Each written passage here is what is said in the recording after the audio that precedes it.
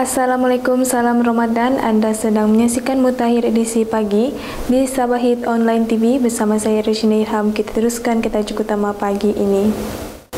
Pembangunan CIQS Kalabakan akan diteruskan, kata Haji J. Berbuka puasa awal, penduduk warga Tawau disuruh menggantikan puasa. Seorang lelaki warga asing didenda RM200,000 dan dipenjara selama 4 tahun.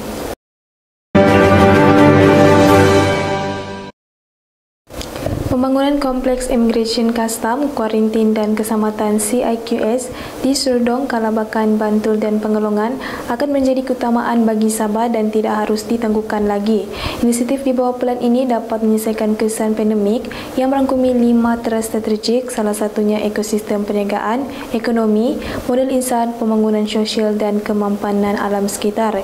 Yang amat berhormat Ketua Menteri Sabah Datuk Seri Panglima Haji Haji Nur juga pengerusi sedia menyatakan bahawa jumlah kos pembangunan CIQS Kalabakan sebanyak 819 juta, di mana 600 juta adalah untuk pembinaan jalan sepanjang 39 km dan 215 juta untuk pusat CIQS, manakala di Pengelongan pembinaan jalan raya akan menelan belanja sebanyak 509.4 juta. Tambahnya, beliau telah mengarahkan pihak berkuasa pembangunan ekonomi dan pelaburan Sabah yang merupakan pihak berkuasa negeri bagi membangunkan bandar sepadan ini untuk meneruskan perkara itu.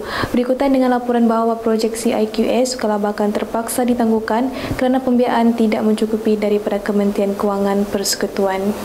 Saya IBLB, Saya Rishina Irham dan saya Shazena Azman. Kami dari Sabah Hits dan Sabah GZ ingin mengucapkan selamat menyambut bulan Ramadan 2022.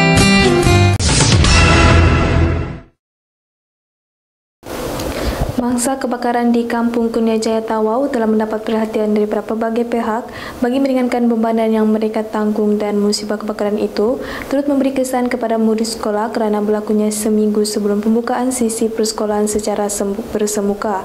Ahli Dewan Undangan Negeri Apas Tawau Yang Berhormat Datuk Nizam Abu Bakar Titingan berkata, inisiatif yang dilakukan oleh Majlis Dakwah Negara Sabah sangat bermakna kerana rata-rata mangsa kebakaran tinggal sehelai sepinggang.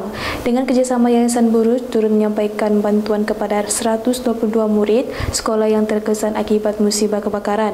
Bantuan berupa beg dan peralatan sekolah itu telah disampaikan oleh Pembantu Menteri Kewangan Sabah Yang Berhormat Datuk Nizam Abu Bakar Titingan di Pusat Kegiatan Guru di sini pada kemarin. Tambahnya, usaha yang dilakukan oleh MDN Sabah dan Yayasan Buruj ini perlu dicontohi oleh badan bukan kerajaan yang lain bagi membantu mangsa kebakaran, dan kerajaan juga sudah menyediakan beberapa dewan di daerah ini untuk mangsa tinggal. Sementara itu, tapak kebakaran akan dibuat lot untuk mereka membina rumah.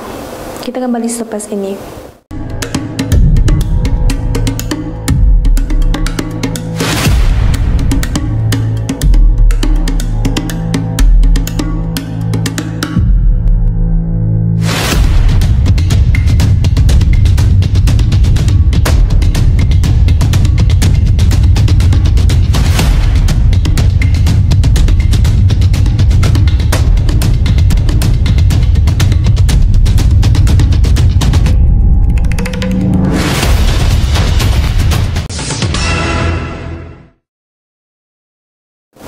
Kita bertemu kembali.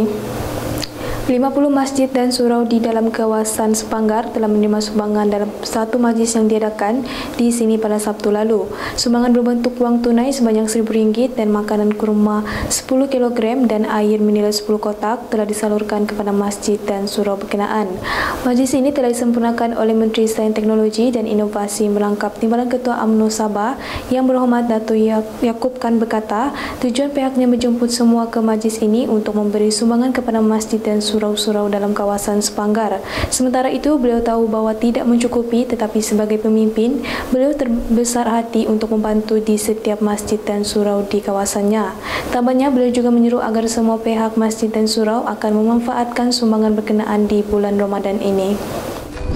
Kak, stres aku mau exam tapi sakit badan aku. Pening lagi, tak fokus lagi. Kau ni dari tadi bising, pening lah, stres lah. Kau mau kasih yang stres kau? Ya, Kau mau kasih yang pening kau? Ya. Kau mesti try Kopi beet coffee. Kopi apa nih, Kak? Kau try, kau rasa macam mana, lepas tu baru kau datang balik ke kakak. Oke, Pergi, aku buat dulu.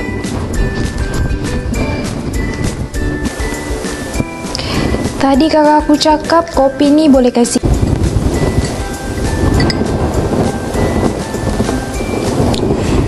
Macam mana? Sudah rasa? Sudah, sedap wah. Betul kan apa kakak cakap? Ya, betul. Kamu di luar sana yang meminati kopi, kamu kena try beet coffee. Ya, dia dapat membina sel darah merah, dapat melancarkan sistem pengedaran darah dan juga dapat menyucikan asid urik. Kak, stok ini masih banyak, Kak. Jangan risau deh, stok ni memang banyak. Kamu di luar sana yang mau mencuba, kamu boleh terus hubungi nombor yang tertera. Bah, jom kita try dorang mama. Jom. Jom. Beet Coffee, terasa nikmatnya. Kepada semua penduduk sekitar Bandar Tawau yang berbuka puasa lebih awal, ekoran mengikut azan yang salah disiarkan di sebuah stesen radio tempatan diwajibkan untuk mengganti puasa selepas sahaja berakhirnya bulan Ramadan ini. Bagi puasa mereka yang tersalah berbuka puasa awal kerana mengikut azan di radio mengikut sisi syarak adalah dikira terbatal. Mufti Sabah Datuk Bungsu alias Aziz Jafar berkata, berdasarkan hujah dan huraian membabitkan perkara berkenaan, pihaknya memaklumkan waktu berbuka puasa adalah bersandarkan kepada terbenamnya matahari mengikut nas syarak dan bukannya berlandaskan kepada lawangan azan di radio atau seumpamanya.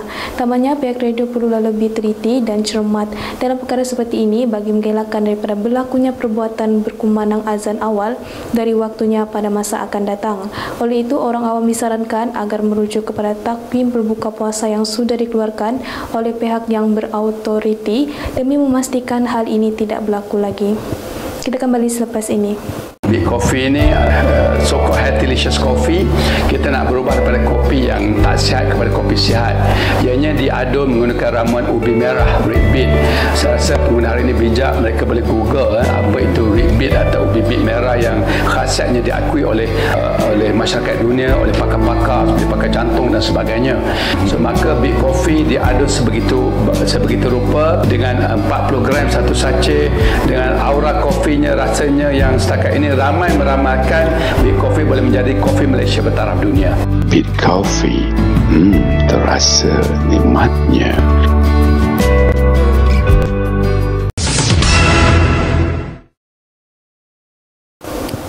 Kita bertemu kembali.